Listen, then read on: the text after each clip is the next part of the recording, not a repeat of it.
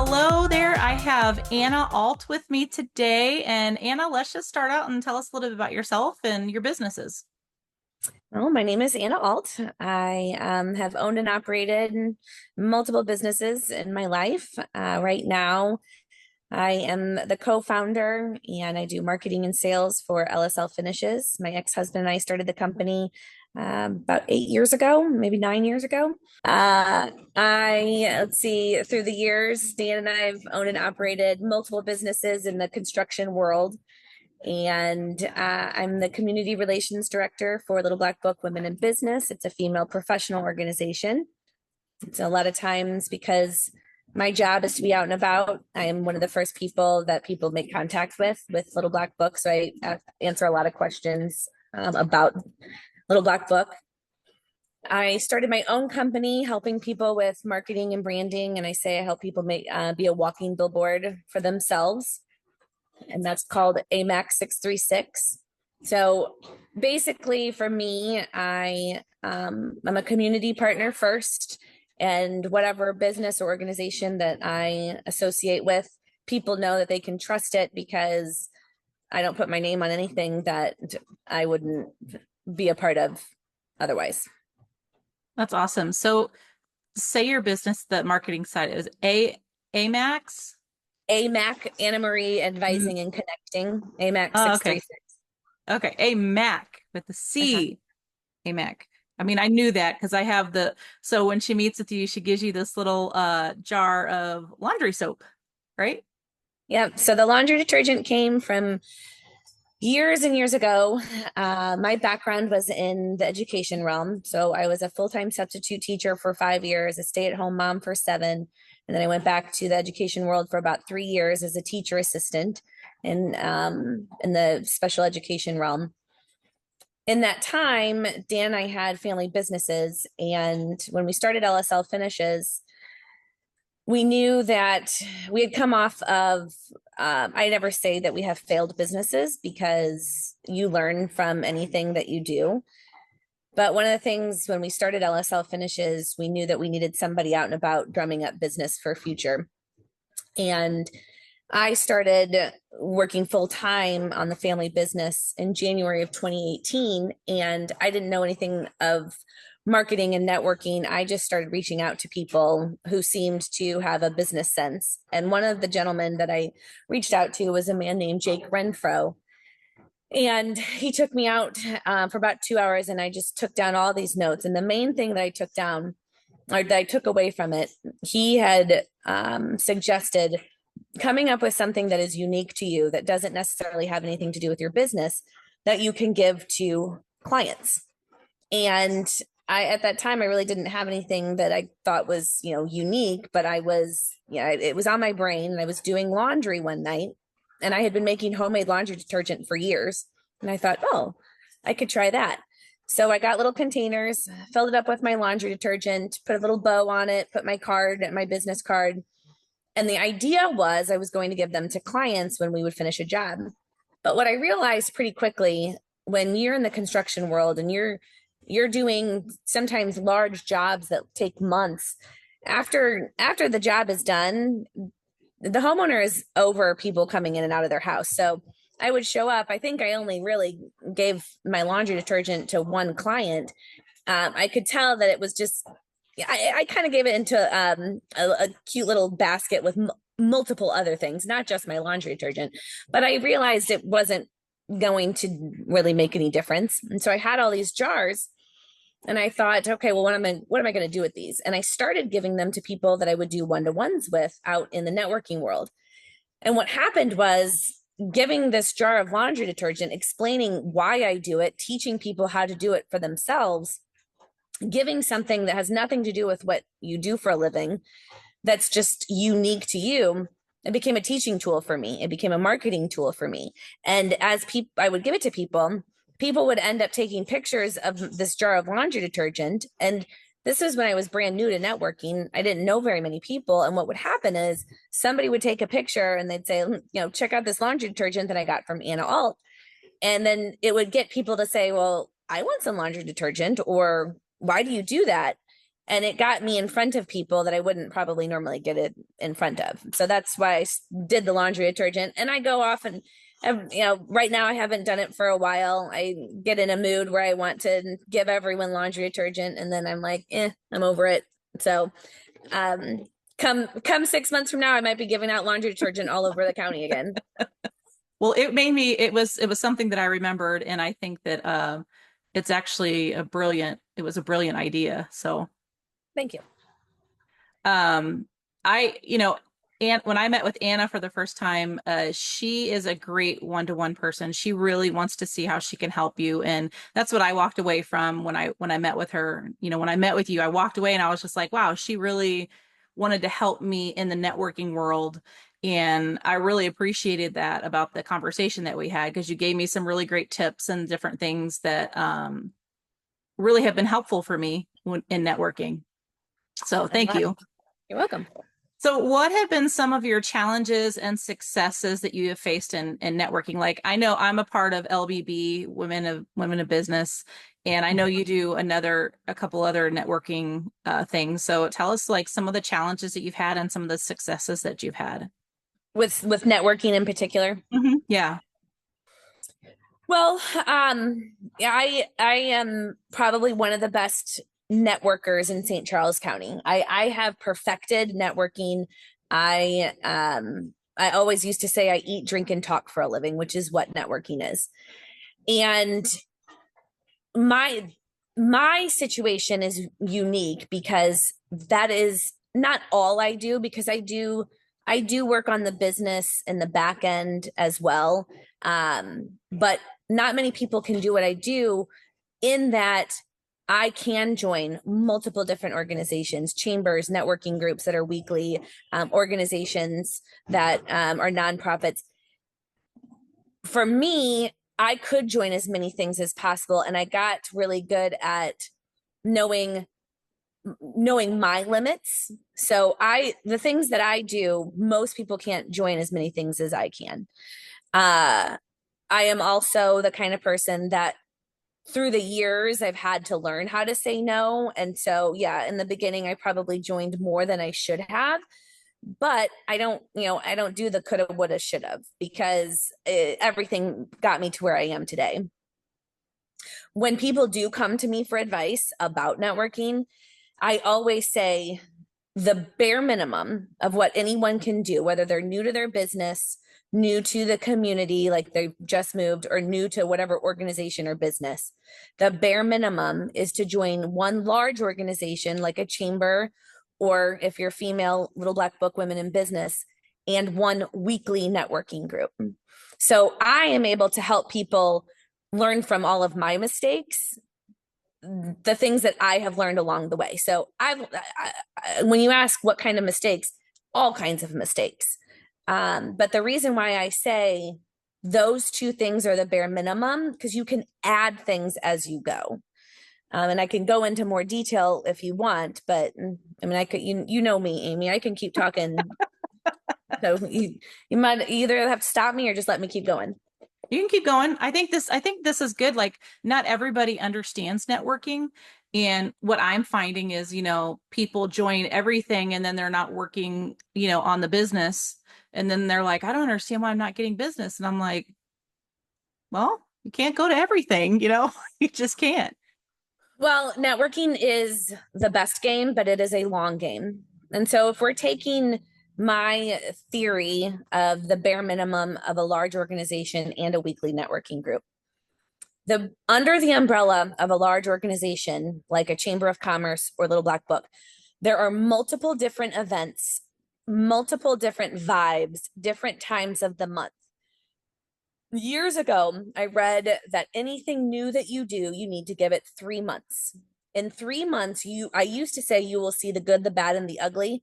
I don't say anything's good or bad anymore. I say you will see what is working for you and what is not working for you.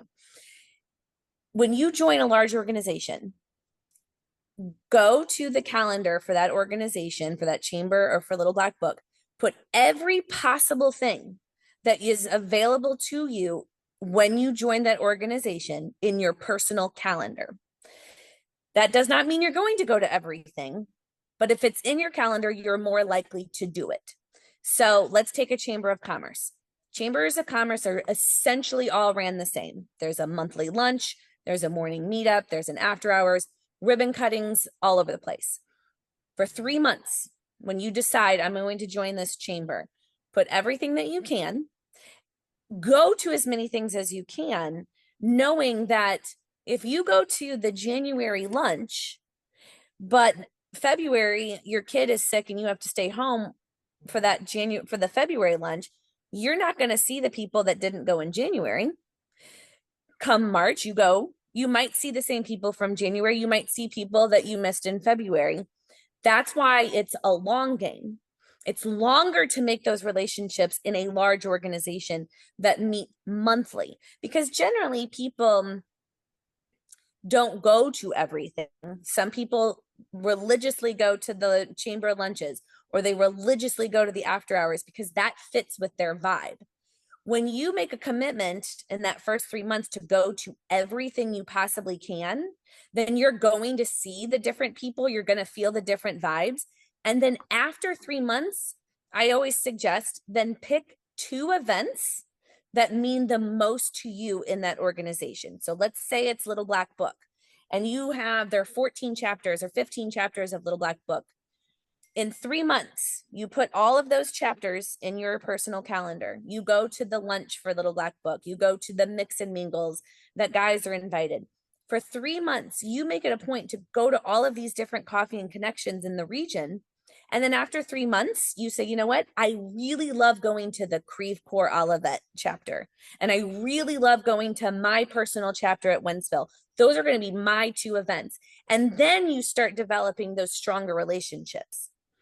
The other thing that I say is the bare minimum is the weekly networking group. Weekly networking groups, I always say 9.5 times out of 10, not one person in that room is ever going to hire you. They're not going to hire me to do their kitchen remodel. They're not going to hire Amy Nunn to work on business development. So then you think, well, what's the point of the weekly networking group?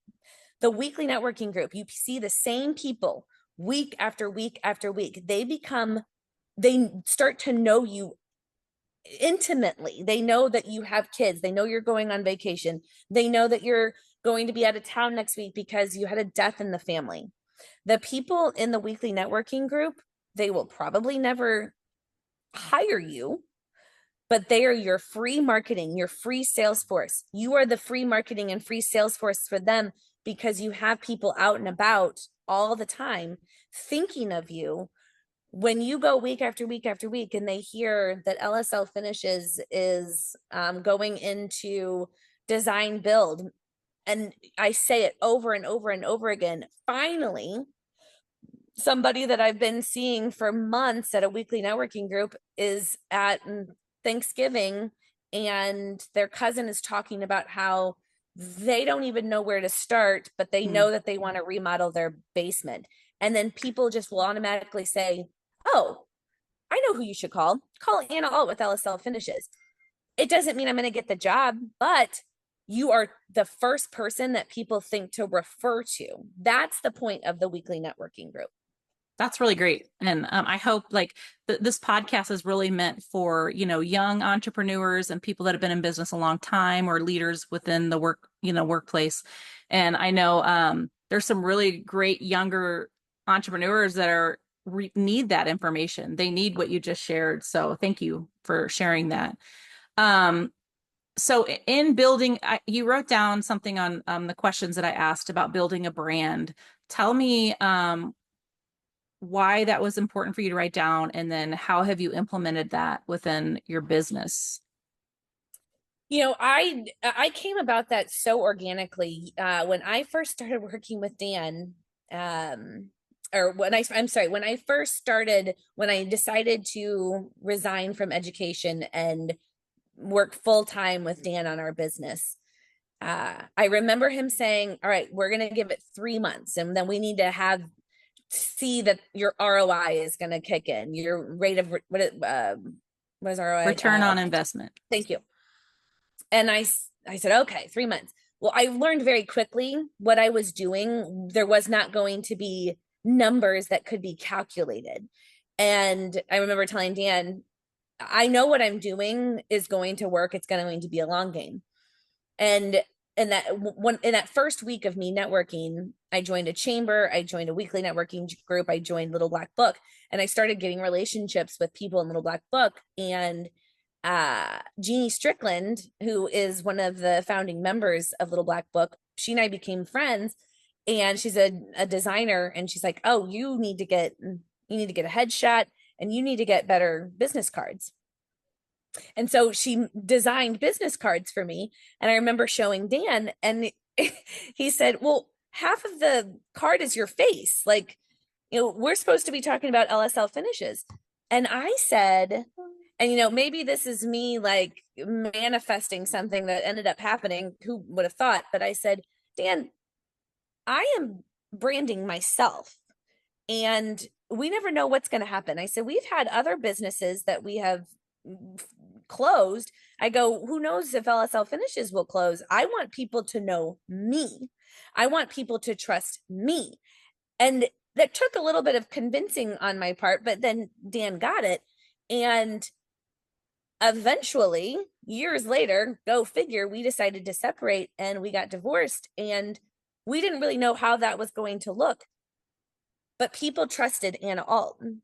And because they trusted Anna Alt, they trusted LSL finishes. And then eventually, you know, we kind of worked through what it was going to look like as co-founders, not married people, which I mean has been wonderful. And with the whole concept of branding, you never know when your personal business might close. You never know that you might switch jobs.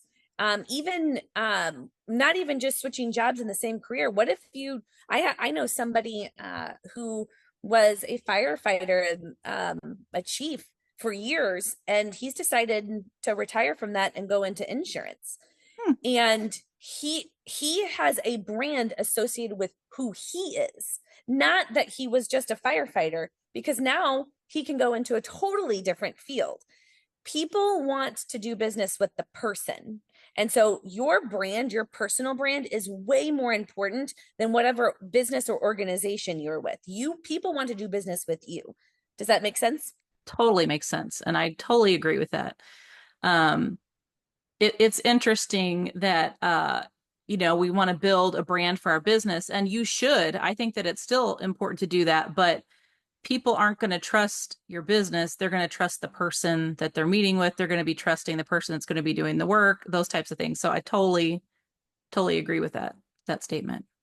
So, what are some key insights or advice that you might have for, aspiring entrepreneurs? Uh, it's so simple. And people come to me for advice all the time. How can I do this? How can I get known? You just have to show up. It's easy. You need to show up to events. You need to go where you're invited. Doesn't mean you're going to join everything, but you have to show up. You have to get to places early, stay late, help clean up. Um, just go around and go to all the things. And I don't know what the saying is, but what is it, like 95% of success is just showing up. I don't know, some little cliche saying, but it is true. And just this morning somebody sent me a text that she wanted to be a client of mine, but I wasn't interested because there's always an excuse why she couldn't show up to somewhere. And if you're going to follow my advice, try to emulate what I've done as being a walking billboard, and you don't just show up, you're not going to be successful. You just have to show up. Yeah. I always say actions speak louder than words. Like if you're not taking the action, then I won't. I was having a conversation with somebody in a networking group the other day, and they were like, yeah, I would love for you to refer me. And I said, I would love to refer you, but I don't really know enough about you that I feel like I can put my name on the line for you and refer your business. We need to get to know each other better before I start referring you to my clients. And the Um, only way to get to know somebody is if they show up all the time. Exactly. Exactly. And when they show up, they're so I've gone to several like one-to-one meetings and stuff, and uh when I go to a one-to-one meeting and that person talks for 45 minutes and has no curiosity toward me, I can't do business with that person. I can't share that business with other people because um I don't know how they're going to show up for that person. Nothing is worse than an icky one-to-one. Yeah. They happen though. I mean, they do Yep, happen.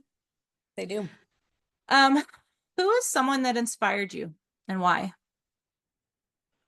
I've had many mentors through the years. That I always kind of made fun of the whole concept of a mentor. I don't know if you or anybody watching are Seinfeld fans. Did you watch Seinfeld? I did, yeah. Do you remember when one of Jerry's girlfriends had her mentor, and she would always talk about her mentor this and her mentor that? And I just always thought how silly that was.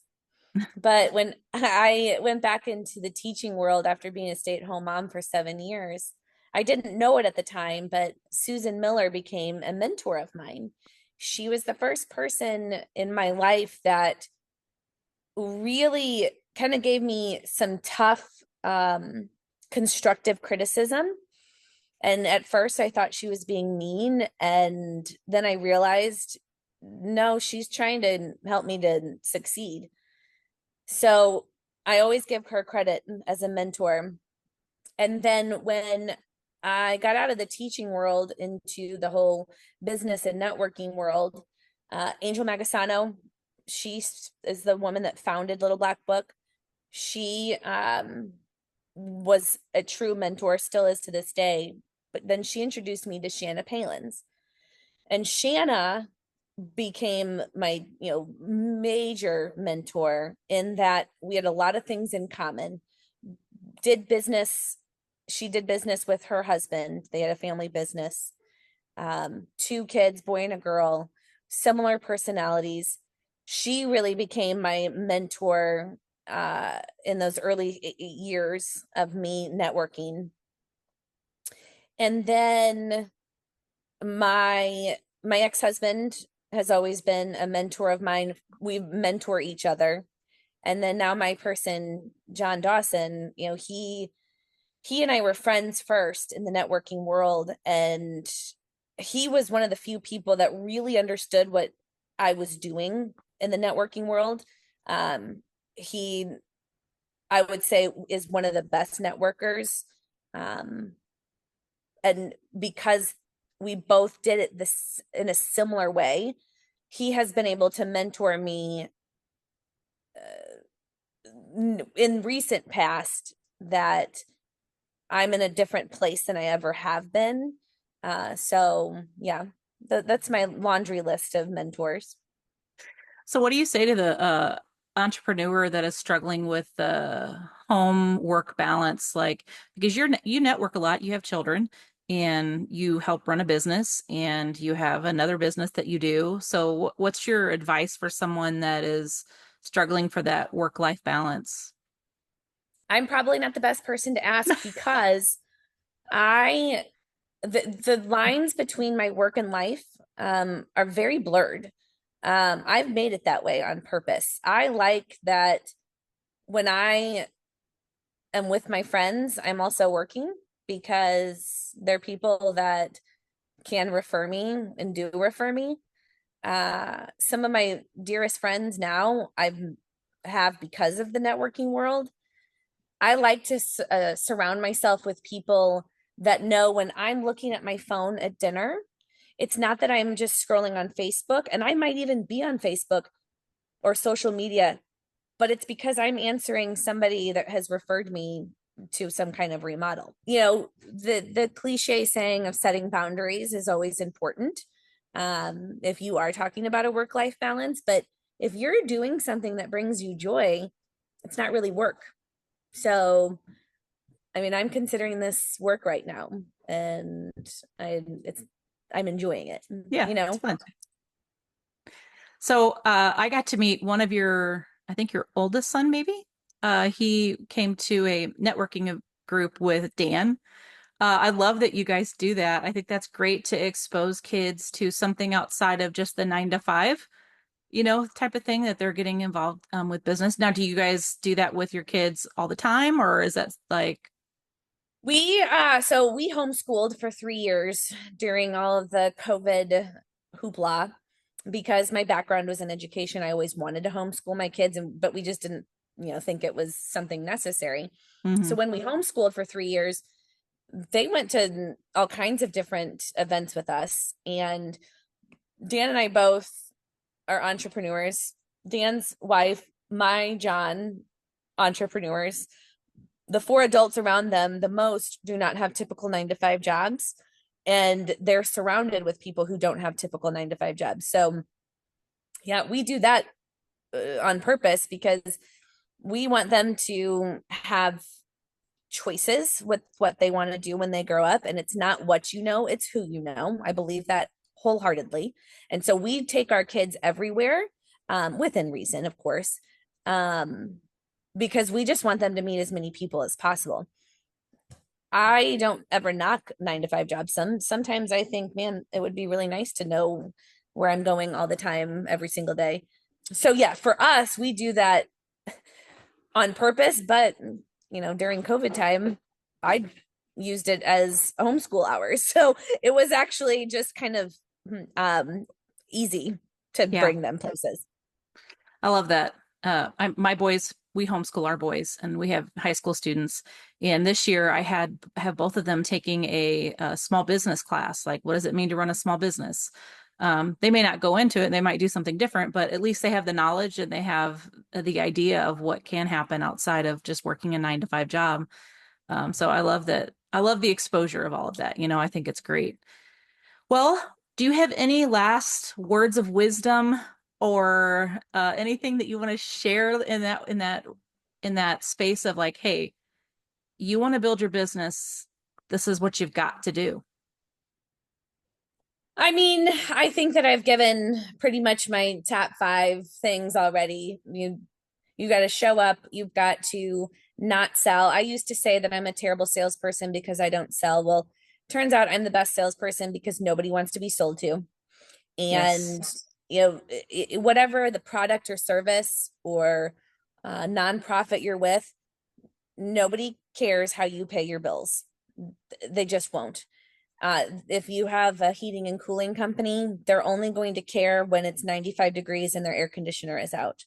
And they're only going to remember to call you because they decided that they liked you 6 months, a year before. Hmm. So don't sell to people they don't want to be sold to. Show up. I don't know if there's anything else off the top of my head, Network, but network, network. Yeah. get two, if not more. And just be be ready to be yourself. For those of you who don't know, I just got out of the hospital. I'm dealing with severe pain from a pinched nerve, and Amy's like, "Are you sure you want to do this?" And I said, "Well, what better way to show what kind of person I am, in that I am don't have a vehicle because well, and my transmission went on my vehicle anyway, but I couldn't drive anyway because No. I'm on medication for this pinched nerve. I'm having my neighbor drop me off at my ex-husband's. Um, so I said, yeah, let's just go ahead and do it. So just come as you are, be who you are, because you aren't going to have everybody want to work with you, because you might not be for people, but you will be for some people. So I love be, that. be like me, and like, I'm not wearing makeup, and I don't I'm probably gonna look at myself, later on when this comes out, and be like, oof, you just showed everybody what you look like without makeup on. You know what though? I do appreciate your authenticity. I mean, like it is the worst thing in networking to meet someone and it's just sell, sell, sell, sell, sell, sell, sell.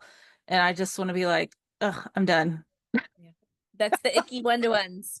Yeah, I'm good. Thanks. Well, I really appreciate you taking the time.